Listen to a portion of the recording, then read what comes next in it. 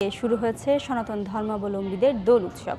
সকালে ঢাকেশ্বরী মন্দিরে নৈবেদ্য, ফুল আর আবির দিয়ে শ্রীকৃষ্ণকে আহ্বান করা হয়। এরপরেই ঢাকেশ্বরীতে সব ধর্মের সব বয়সের মানুষ মেতে ওঠেন দোলের রঙে।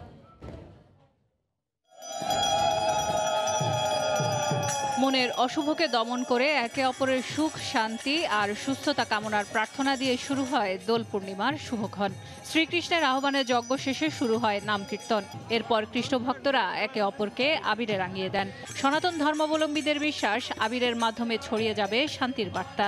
রঙের মতো রঙিন ও সুন্দর হবে সবার জীবন। সবাই সাথে আমরা মিলেমিশে থাকতে পারি, এই বন্ধনও একটা তৈরি হয়। সবাই আমার আপন, সবাই আমারই, এখানে কোনো ভেদাভেদ নাই। আমার ধর্ম মানুষ বলে ধর্ম, যার যার উৎসব সবার। আমরা সবাইকে বলি যাতে সবাই ভালো থাকুক, সুস্থ থাকুক, শুধু নিজের জন্য না, এটা সবার জন্য।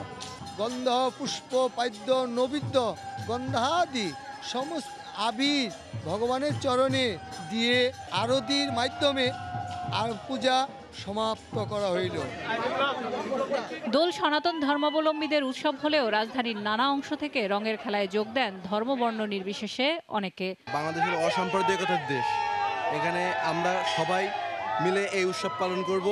পরিবার থাকলে তো অবশ্যই খুবই ভালো হতো, কিন্তু যেহেতু এখানে পরিবার নেই, এখানে বন্ধু বান্ধব যারাই আছে এখানে এরাই সব কিছু। যেরকম নেপালে ছিল মতলব আমাদের সেলিব্রেট করতে সেম আছে, লাইক কোনো ডিফারেন্ট নাই।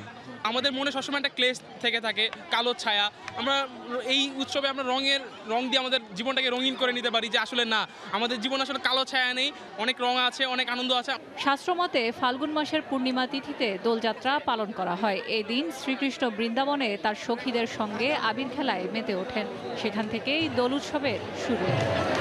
সেলিয়া সুলতানা, সময় সংবাদ, ঢাকা।